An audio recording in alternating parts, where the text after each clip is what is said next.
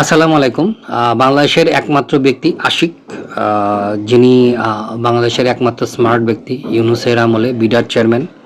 তো উনি একমাত্র আসলে উনি যে কথাটা বলেছেন সেই কথাটাই উনি পালন করেছেন। উনি 10ই আগস্ট 2025 বলেছিলেন ডিসেম্বরের মধ্যে চট্টগ্রাম বন্দরের 3 টার্মিনাল বিদেশি অপারেটরদের কাছে দেওয়া হবে এবং উনি তা ওনার কথা রেখেছেন।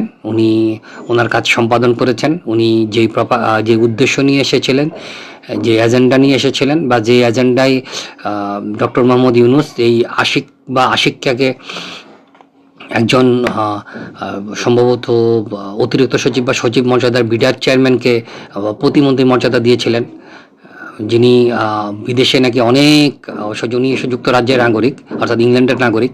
তো উনি বাংলাদেশ এবং ইংল্যান্ড দুই দেশের নাগরিক। উনি যেহেতু ওনার টাকা ইংল্যান্ডে তো আগামী তার যে বয়স, তার তো বয়স বেশি না, 40-42 বছর বয়স হয়তো বা। তো সারা জীবন আনন্দে উৎসাহে বিভিন্ন জায়গায় বসে বসে বক্তৃতা দিয়ে ইউনূসের মতো বক্তৃতা দিয়ে কাটানোর জন্য, ফটাফট ইংরেজি তো জানে, উনি বক্তৃতা দিয়ে কাটানোর জন্য ওনার তো টাকা পয়সা দরকার ছিল।